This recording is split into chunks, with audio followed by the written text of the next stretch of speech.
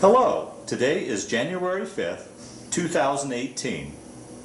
I'm meeting today with Mr. Irvin Troudt at his home in Fort Collins, Colorado. My name is Brad Hoops. I'm the interviewer for the Northern Colorado Veterans History Project. Welcome, Irvin. Thanks for sitting down today to tell your story. Okay. Let's start out, if we could. Tell us a little bit about yourself, your date of birth, where you were born, a little bit about your family. All right. Date of birth was 2/2/30, and I grew up born and grew up in Fort Collins. Most of my life has been in Fort Collins. I lived on a farm for the first 17 years, and then I graduated high school in Wellington. I was 17 at that time. I was 47, and then from there I started driving truck, hauling hay for L.D. Nelson, and I drove a truck and hauled hay for several years, about 3 or 4 or 5, I guess. And then in 51, I was February the 2nd, I was 21, and March the 11th, I was drafted into the service, and went to Missouri, and I've forgotten the name of that camp down there. However, my training was there, and it was a 5 to 6 months training, and then we went overseas. Well, I'm sorry to interrupt you, but let me ask you, how was that transition? I mean, here's this country boy from Fort Collins growing up. I don't know if you'd traveled much away from home during that period of time, but now you get drafted and you're sent away from home. How was that transition going from civilian life and to Army life for you? Was that much of a transition? Well, it was a little bit of a shock. However, you're in with a lot of other people, a lot of guys, yeah, and so your time is pretty well taken up, you know, yeah, with the training and all, and the visiting in the barracks at night. okay. So everything went fairly well. Oh, okay. And like I say, I was there about, I don't know, 5 months, I guess. And then in August or September, I was shipped overseas and zoomed right into the first line. Oh boy. Let me ask you there, did you fly over or take a ship over? We shipped. And that begs the question, once again, here's a country boy from landlocked Colorado going to sea. Yeah. How was that for you? Did you get your sea legs? Or talk about that trip, that ship ride over. Well, that was kind of confusing in the beginning.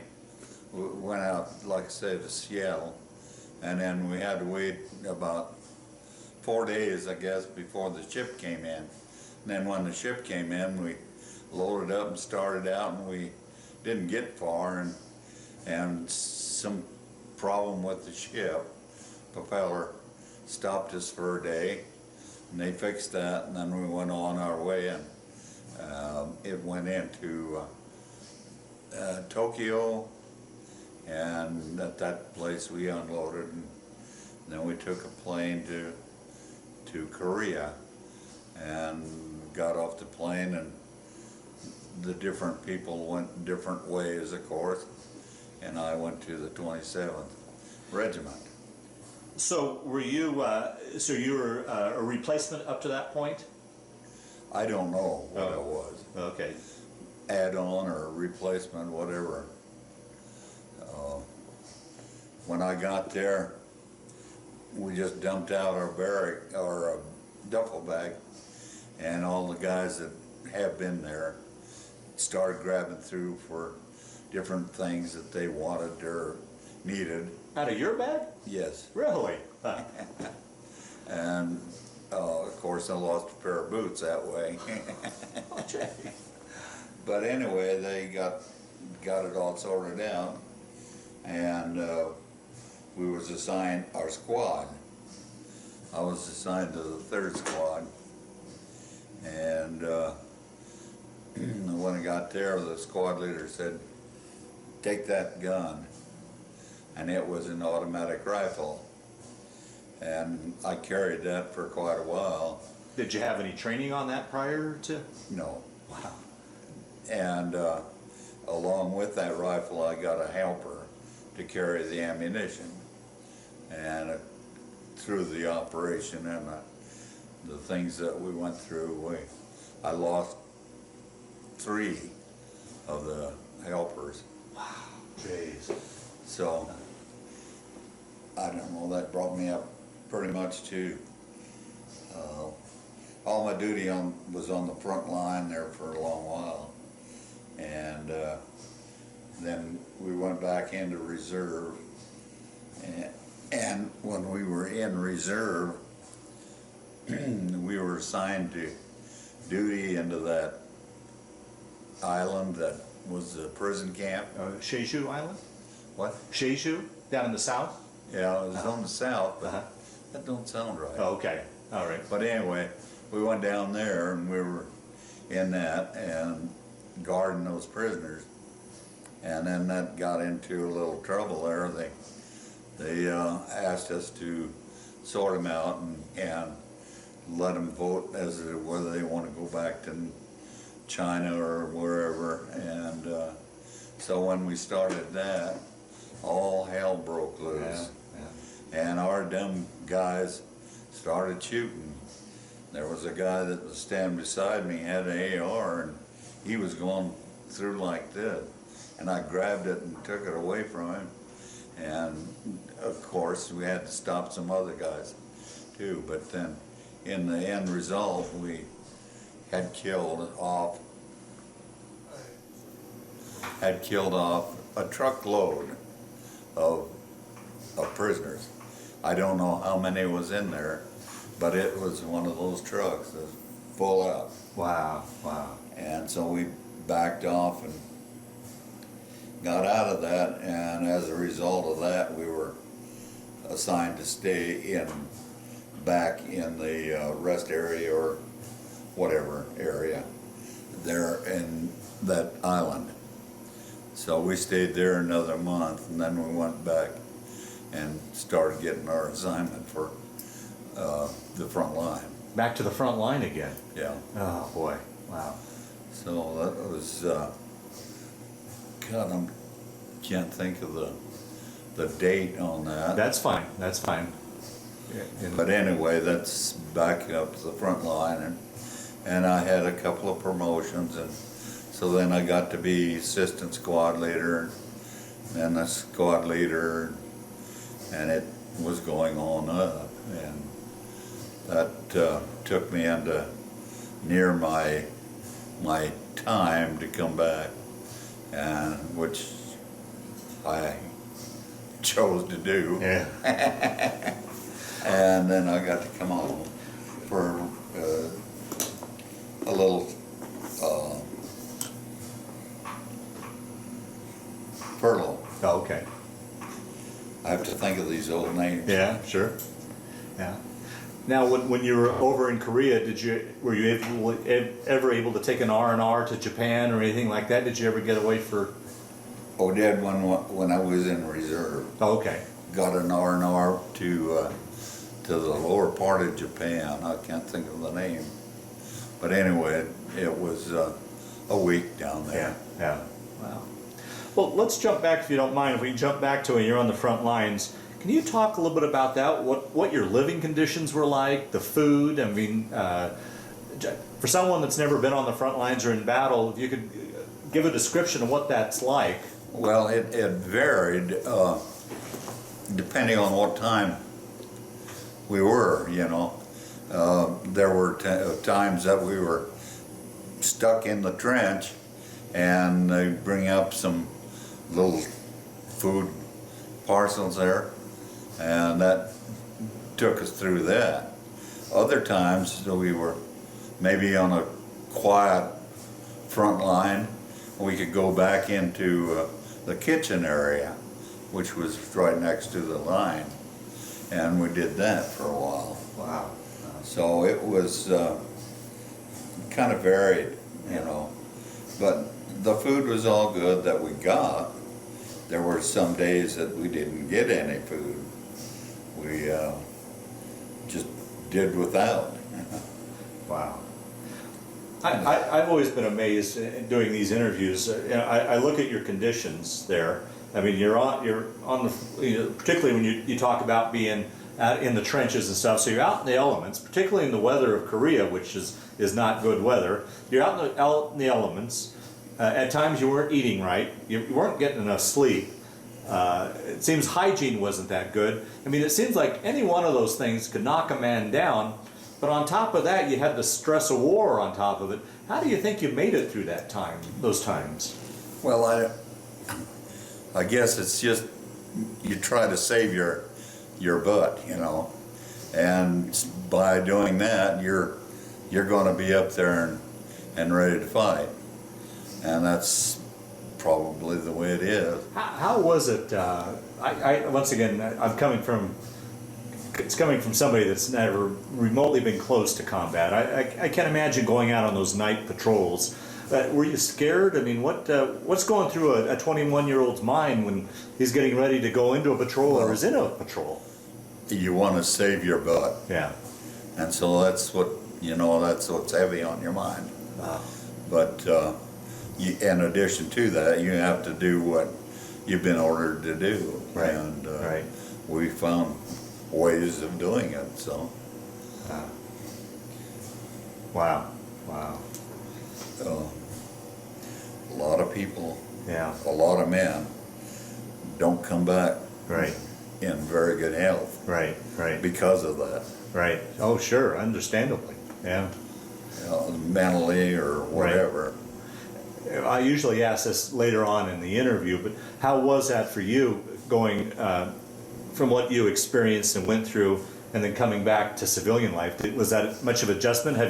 Did you have the nightmares and such that others have? Yes. Or I still do. do you? Yeah. When there's a bang Yeah. where behind me or whatever, it gives me a little jerk. But other than that, it's all right, I guess. Yeah. Yeah. I'm glad I'm out of it. Oh boy. Yeah. Boy.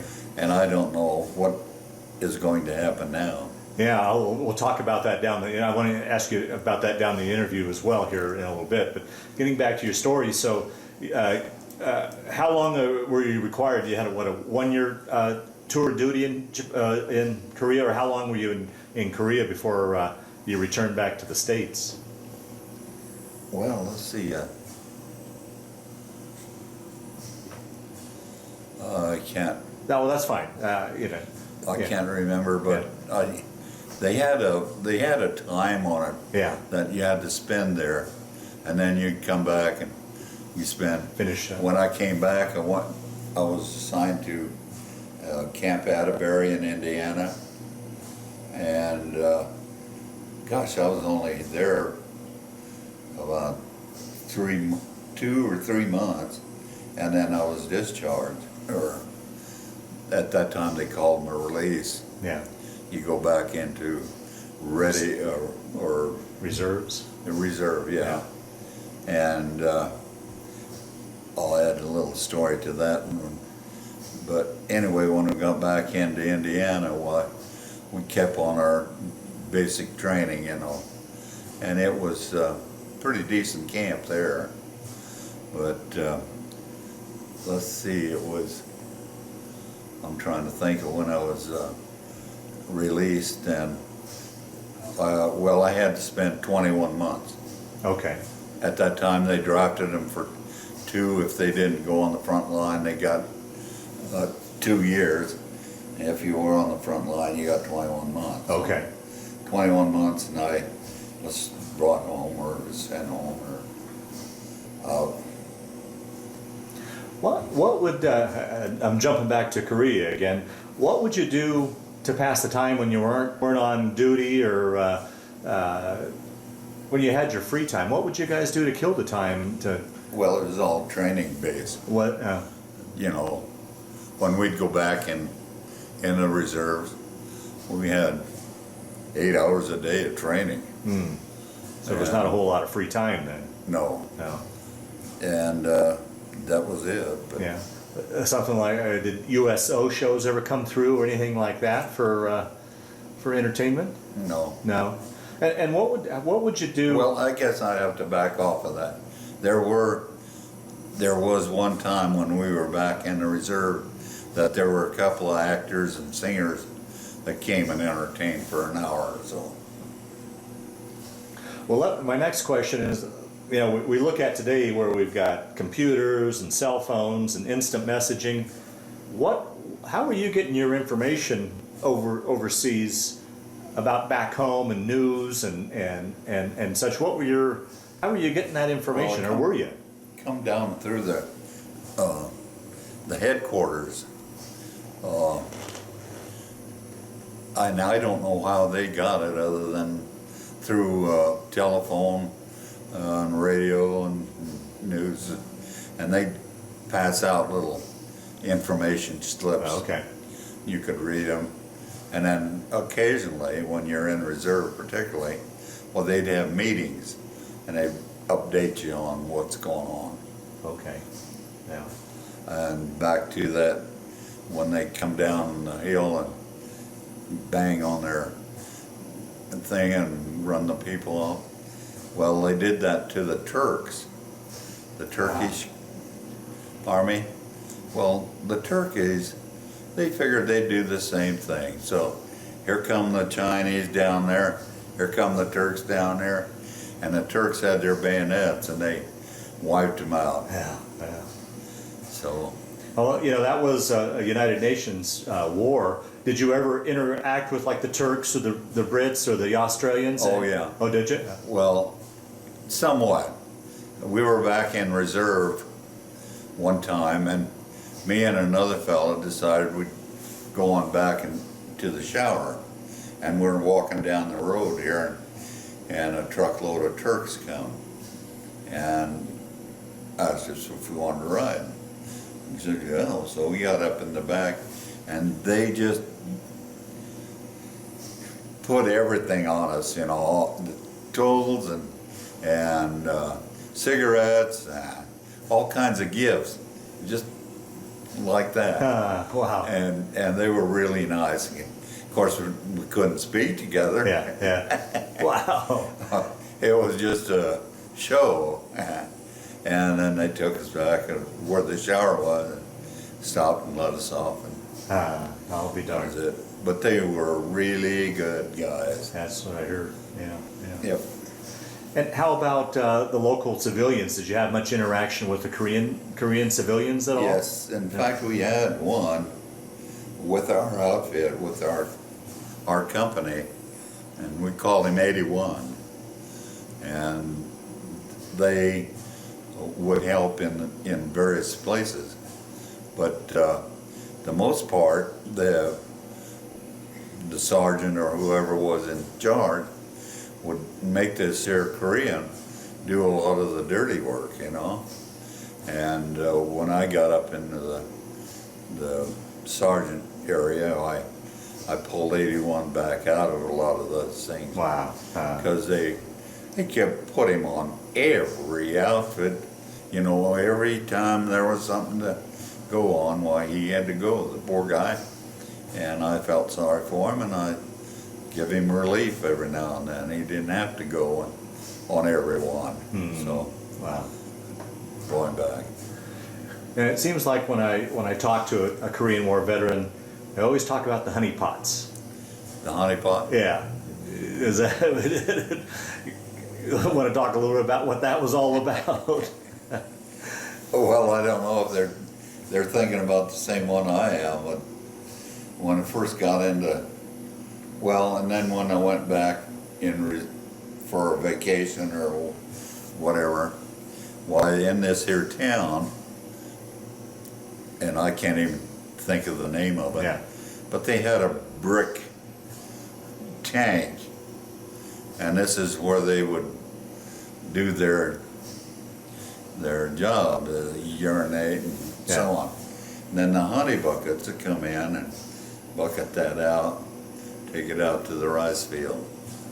But yeah, it was the shacks that they lived in, were built on a stream, and their toilet was over that stream.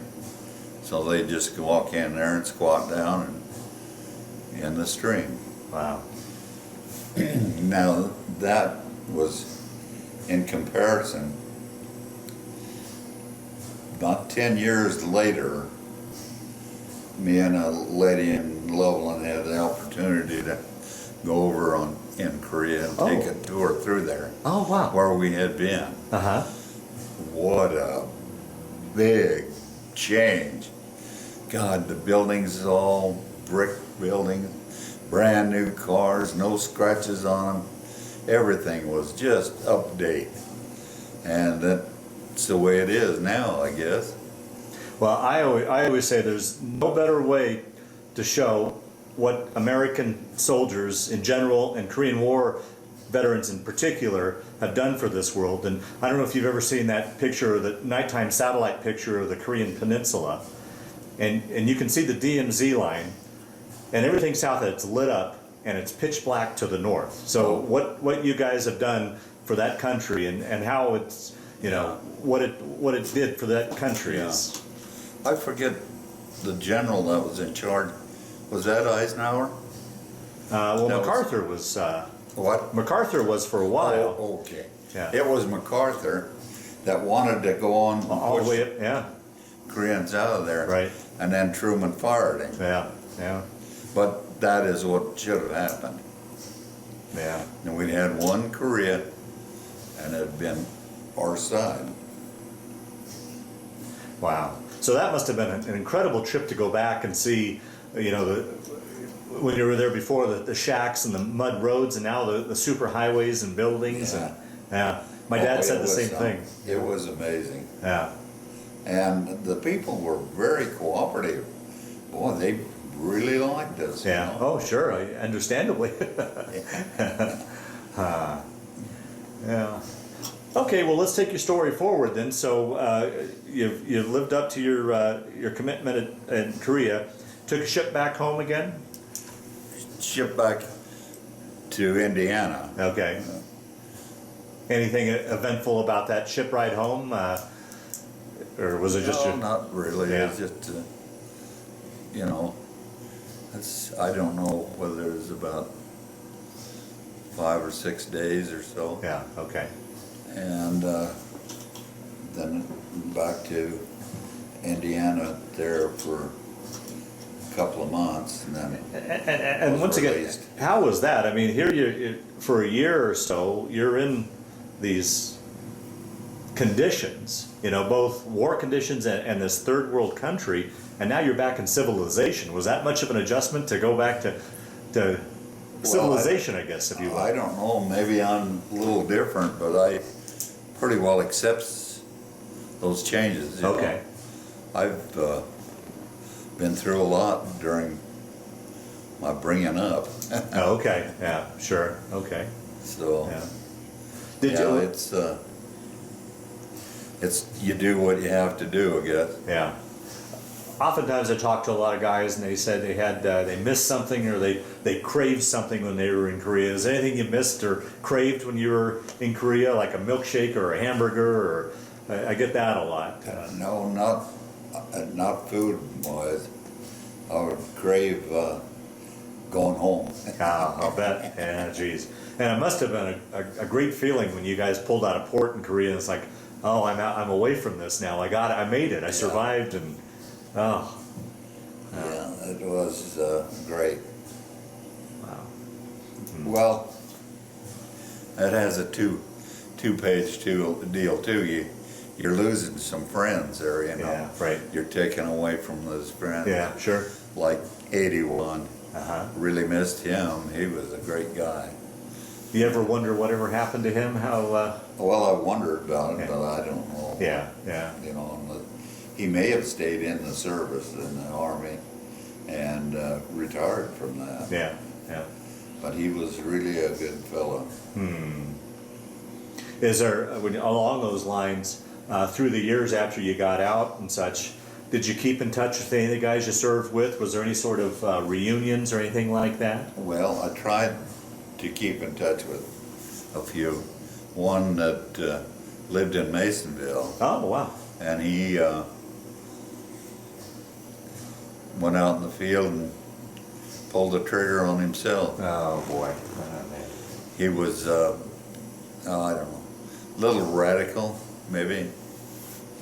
That was one, and then there was another one in Bertha that he got married, and I don't know, he just... Life goes on type of thing. Yeah. Yeah.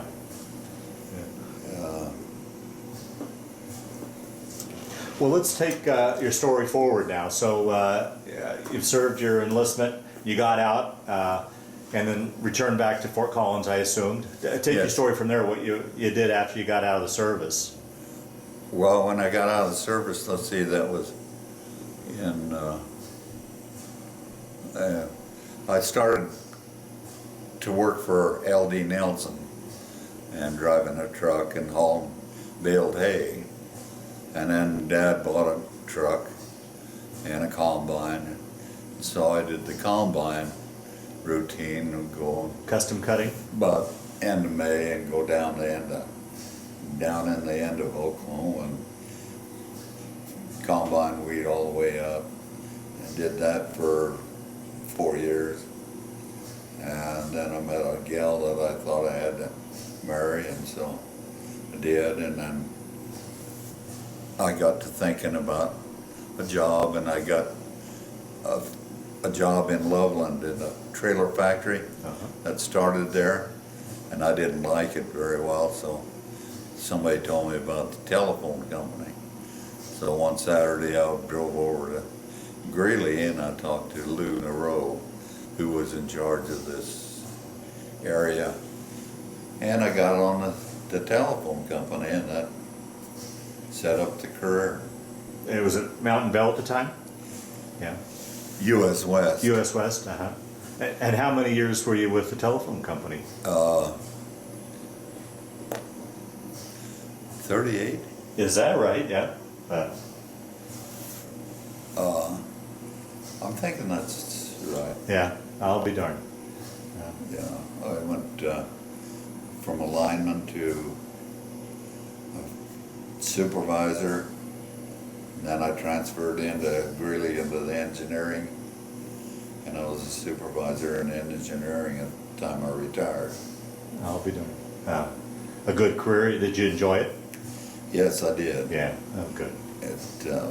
Well, we had a lot of good people, you know, and good supervision and the whole 9 yards. So.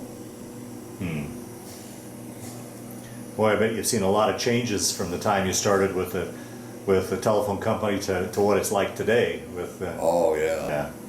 Well, that's what forced my retirement. I retired about, I don't know, less than 2 years early. But it was so little on my retirement that I didn't think it mattered. But anyway, at that time, that they had a real bad guy that was in the head office there, and they sold out, and he took off. So Yeah. that's it. Yeah. Well, let's talk a little bit about your family, wife and kids, grandkids. Well, I married a girl that I'd known for many years, and we married and had 2 children, a boy and a girl. And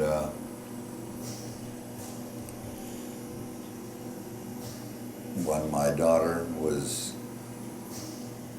going to graduate high school, she was a senior, the daughter that was here. She was a senior in high school. My wife passed away. Oh boy! Oh wow! So that was really tough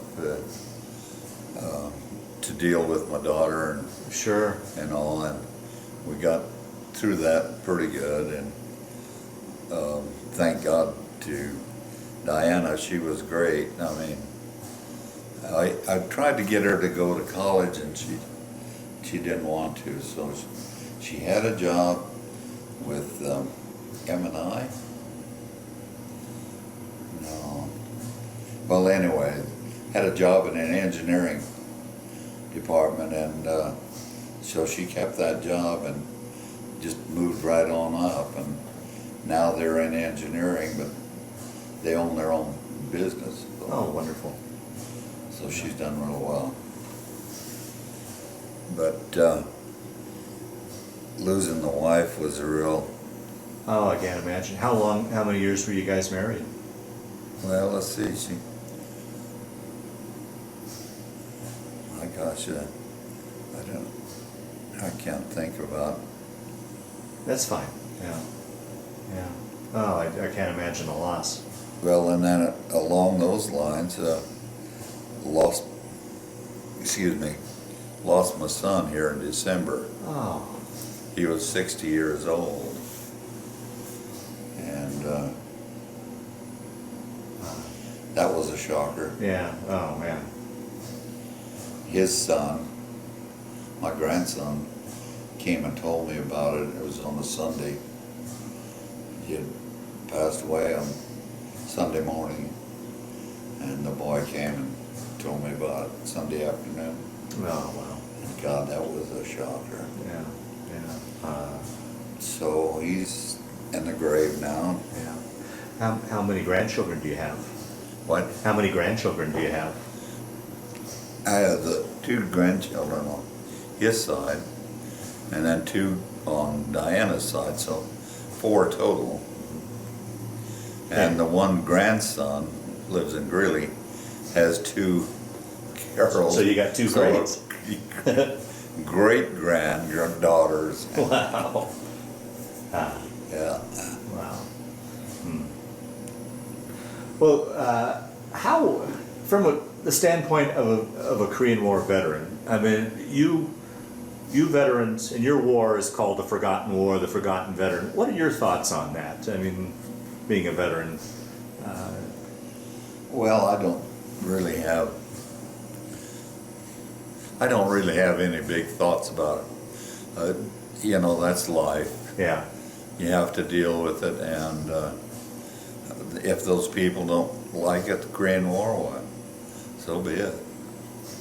But the only thing I don't like or didn't like about it was that Truman stopped us from going on and running them all out of there. Yeah. Yeah. That's what should have happened. Yeah. Then we wouldn't deal with this here thing that we got going now. Yeah, and that's what I was going to ask you next. What your thoughts are on what's going on now? 60 years later, and we're still dealing with the North Koreans. I don't know if he's man enough to stand up with those rockets, or I don't know. Yeah, yeah. It's all BS right now. Right, right.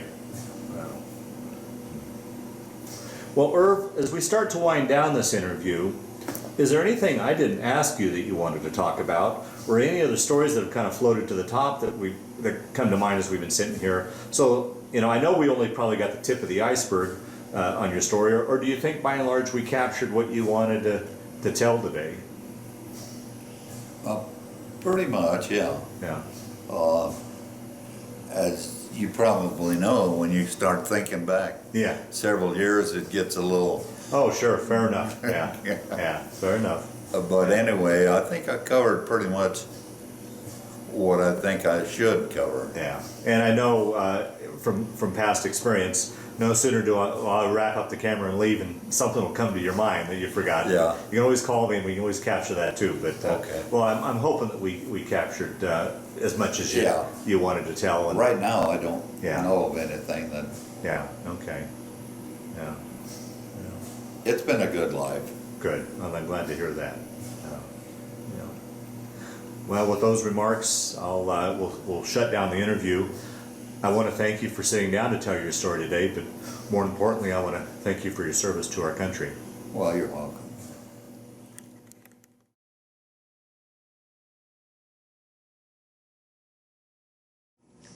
On the wheat harvest. And that's you were custom harvesting? Custom harvesting, Yeah. right. And you said you'd start down in Oklahoma and work your way up this way then? Huh? Right. Yeah. Okay. That's in basic training. Right This there. is the outfit that I trained in. Okay. Me and a group of guys in Korea. Me and a squad. And that's your living conditions when you were up on the front line? That's an idea? Right. Wow. We broke up a patrol and took one. That's a prisoner of war there? Prisoner of war. Sergeant Parker or company sergeant. How did you like him? Was he a good company He sergeant? was a great guy. Yeah. My promotion.